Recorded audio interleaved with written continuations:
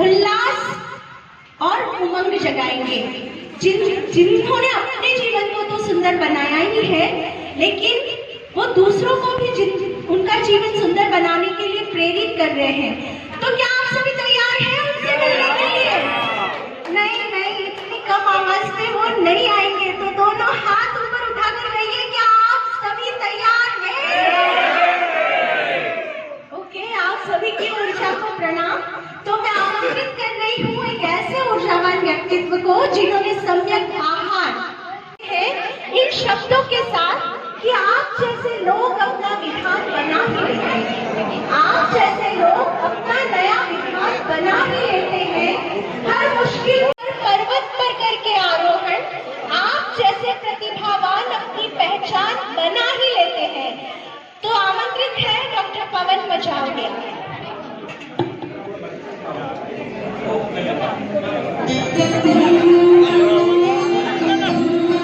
सभी फूलों से उनका स्वागत करें।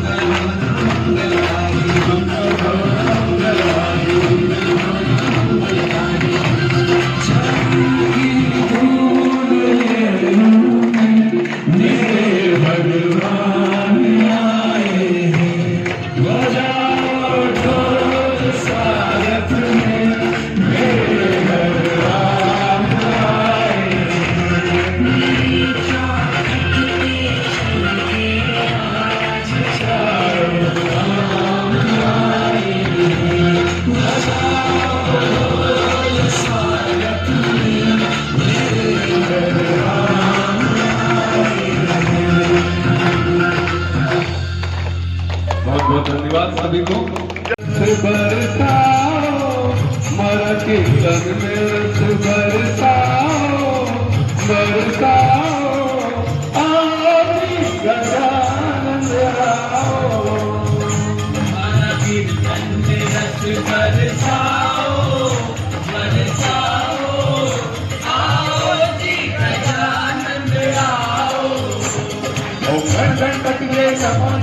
सिद्धिविनायक नमो नमः, अष्टविनायक नमो नमः, गणपति बप्पा मोरया। गणपतये नमो नमः, श्री सिद्धिविनायक नमो नमः, अष्टविनायक नमो नमः, गणपति बप्पा मोरया।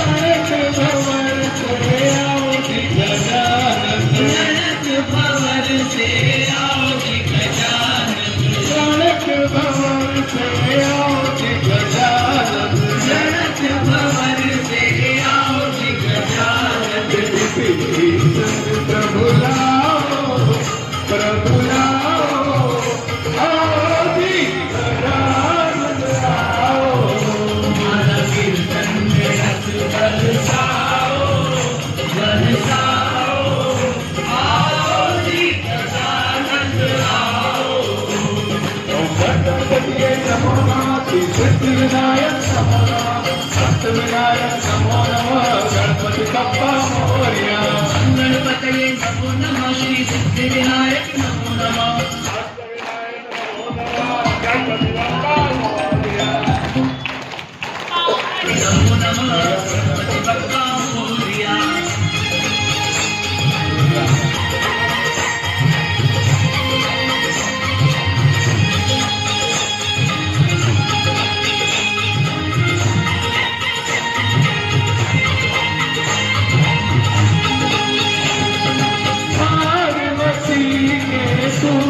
गजानन पार्वती के पुत्र गजानन, पार्वती के पुत्र गजानन, पार्वती के पुत्र गजानन। बोल शंकर के मन भाओ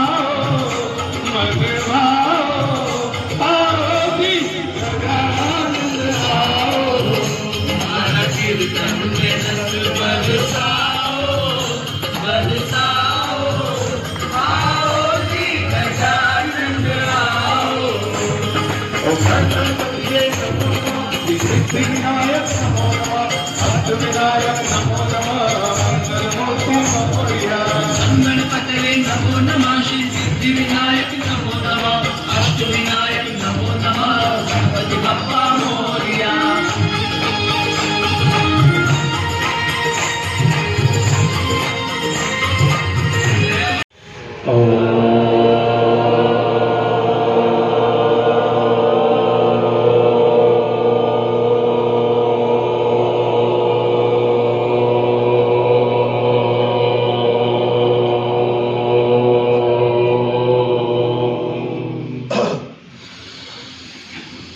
कई बारिशों के संग देखे हैं और जैसे जैसे मौसम बदला है हमने भी लोगों के बदलते रंग देखे हैं। ये उन दिनों की बात है जब हम मायूस हो जाया करते थे, अपनी मायूसी के गीत लोगों के सामने गाया करते थे और कभी कभी तो जज्बातों में आंसू भी बहाया करते थे और ये देख लोग हमारी हंसी उड़ाया करते थे। अचानक जिंदगी ने एक मोड़ लिया, हमने अपनी परेशानियों को बताना ही छोड़ दिया। अब तो दूसरों की जिंदगी में भी उम्मीद का बीज बोते हैं और जरूरत पड़े रोने की तो हंसते हंसते रो देते हैं, हंसते हंसते रो देते हैं।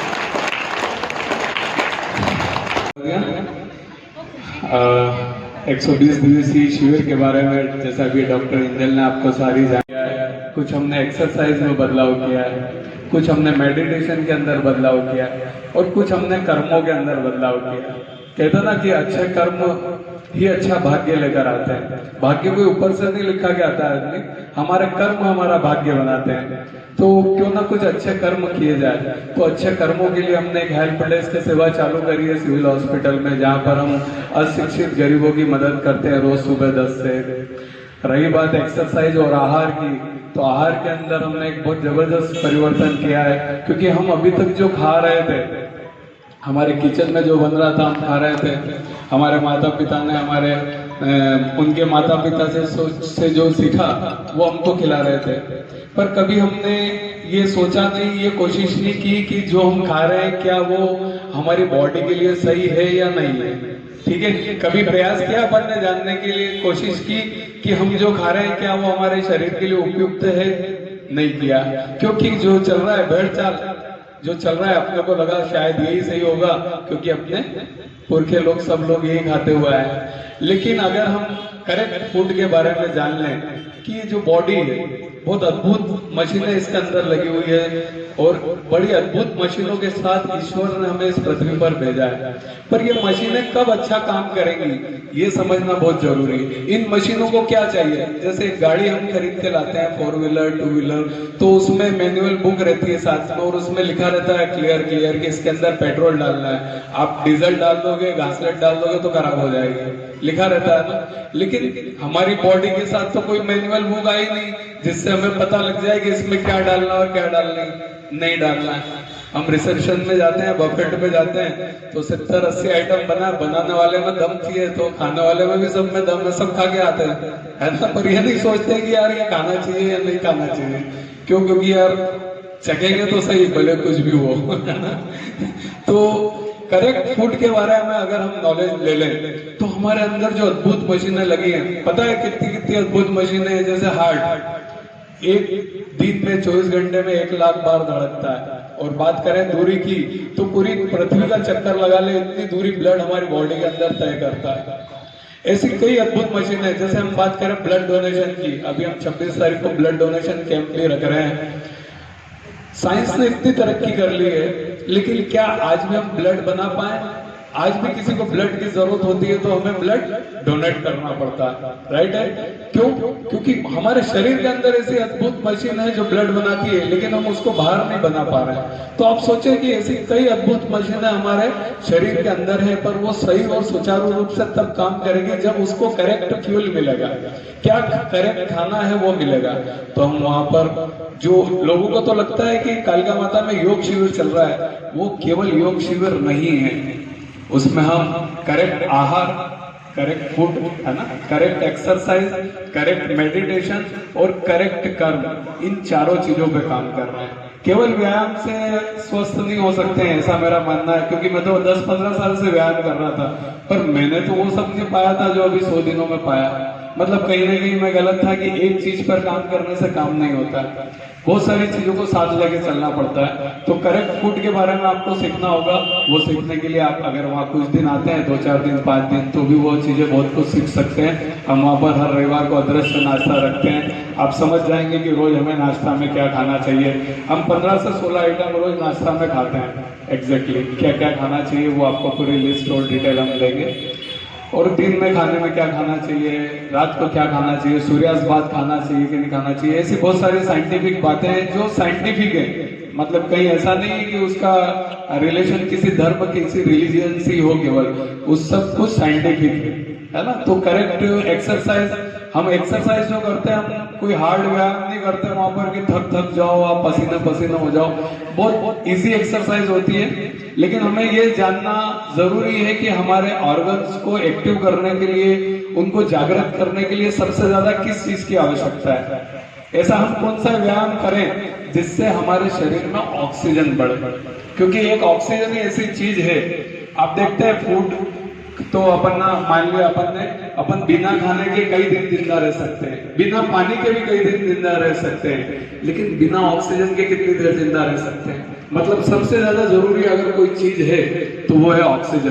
तो हम ऐसी एक्सरसाइज करते हैं, हमारे यहाँ पर ऐसी एक्सरसाइज होती है, ब्रीदिंग टेक्निक्स हैं, जिसके द्वारा हम लंग कैपेसिटी बढ़ाते हैं और हमारी बॉडी के हर सेल तक, हर ऑर्गन तक ज्यादा से ज्यादा ऑक्सीजन को पहुंचाते हैं। तो नो डाउट वो बहुत अच्छा वर्क करती है। फिर तो ये करेक्ट एक्सरसाइज हुई। करेक्ट मेडिटेशन, ध्यान। अब देखा जाए तो ध्यान, लोग समझते हैं 5 मिनट 2 मिनट ध्यान कर लिया ध्यान हो गया, नहीं। ब्रह्म मुहूर्त में किया गया ध्यान सबसे बढ़िया ध्यान होता है। और 24 मिनट का एक उसका वो प्रहर होता है, एक प्रहर को 24 मिनट कहते हैं। 24 मिनट अगर आप किसी पोजीशन में, एक पोजीशन में ध्यान करते हैं और फिर उसमें अलग अलग ज्ञानेंद्रियों को एक्टिवेट करना होता है, उसको ध्यान कहा जाता है। तो वो भी आप वहां पर सीख सकते हैं और घर पे कर सकते हैं।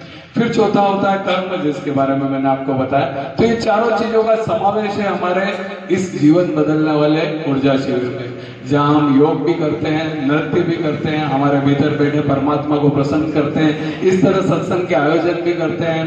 कुल मिला के अंदर से जब तक हमें संतुष्टि नहीं मिलेगी, आत्मा संतोष नहीं मिलेगा, तब तक सब कुछ व्यर्थ है, हम कितना ही कुछ भी कर लें। तो आत्म संतुष्टि, आत्म संतोष जीवन में होना बहुत जरूरी है। ये छोटी छोटी चीजें अगर आप वहाँ रेगुलर आते हैं, 6:30 से 8 का टाइम है, सब कुछ निःशुल्क है, आप जो भी आना चाहते हैं वहां पर आइए और सीखिए। बस इतनी बात मैं करूंगा। आगे हम अभी सत्संग को कंटिन्यू करेंगे। अगला प्रयोग हम उसका एक प्रयोग भी करते हैं, उसके बाद हम सत्संग में प्रवेश करेंगे। देखिए आपके अंदर कितनी एनर्जी रहेगी पूरे सत्संग के अंदर। तो एक काम करते हैं, सभी पहले अपने स्थान पर खड़े हो जाते हैं।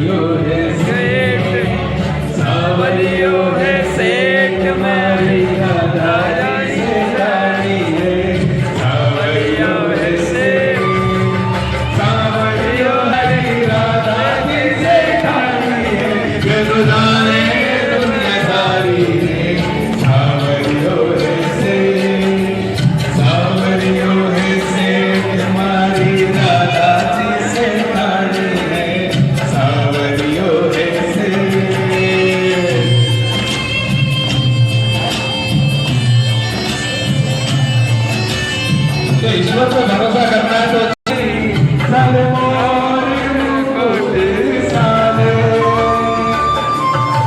जो बड़ी प्यारी नरवार है प्यारा राधा के संग साज, पल में से सोने पल में से सोने सोने पल में से सोने पल में से सोने पल में से सारी है तो जाने दुनिया सारी है आवरियों से।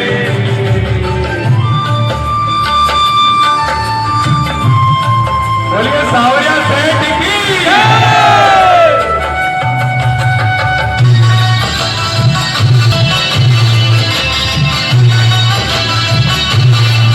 सावरिया राधा जी भक्ता प्रेरणा जी अरे घणो लायो पठार लुटावे देवे छप्पर फाड़ नहीं किसो कोई डर नहीं। आओ महिमा गाए भोलेनाथ की, भक्ति में बोलाए भोलेनाथ की।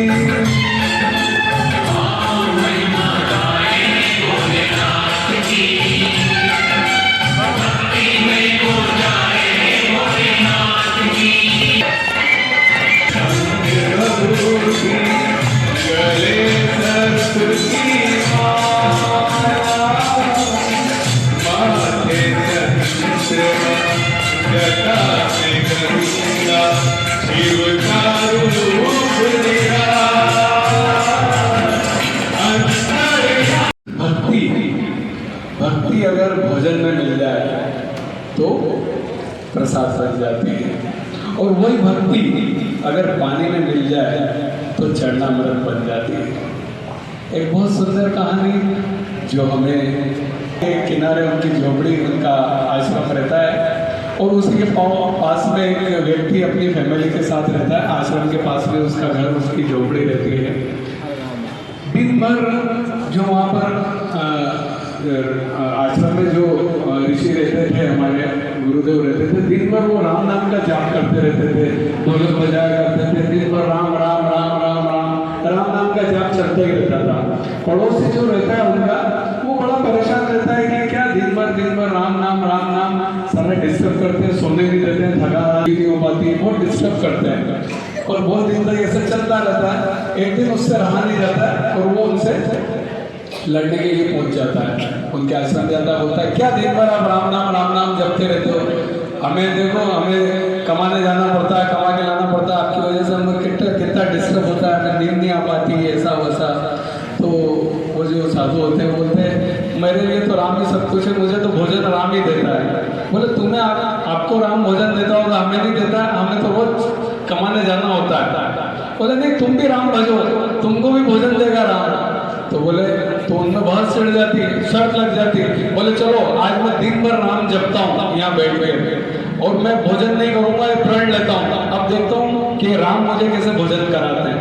दोनों में शर्त लग जाती है। बोले चलो ठीक है। वो बहुत देर तो साधु के सामने बैठ के राम नाम जपता है, फिर बोलता है कि चलो अब मैं और कहीं जाके जपता हूँ। वो सोचता है घर जाऊँगा तो मेरी पत्नी या माँ मुझे किसी भी तरह जबरदस्ती खाना खिला देगी, तो घर नहीं जाता हूँ, मैं कहीं जंगल चला जाता हूँ, जंगल में सुनसान जगह बैठता हूँ और वहाँ पे किसी को पता नहीं लगेगा, देखता हूँ मुझे राम कैसे भोजन कराता है।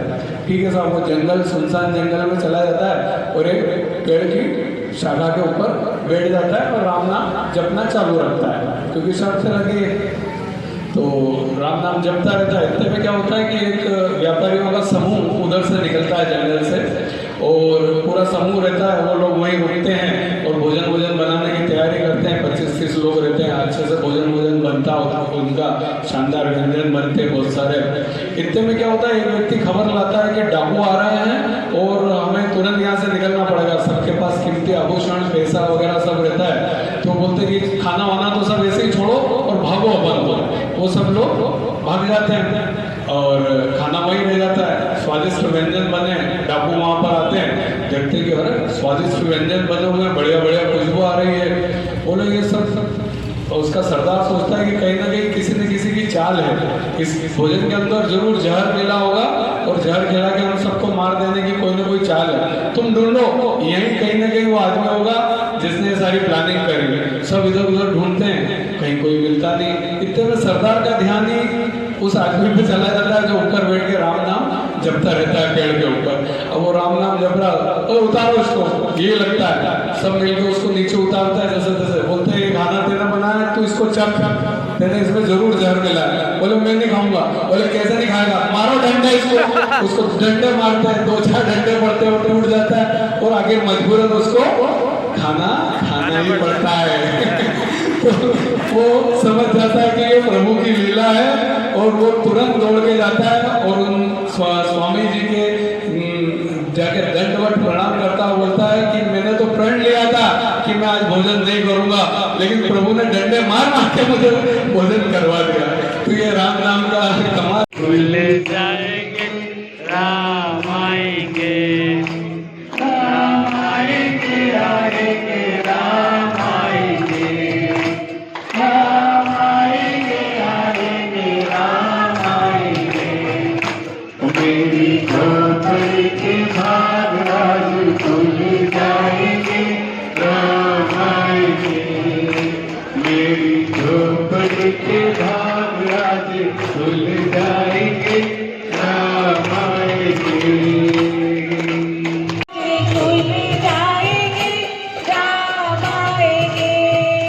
बहुत से लोग कहते हैं कि राम सेतु नहीं है, उनको बताना चाहता हूं कि राम सेतु है।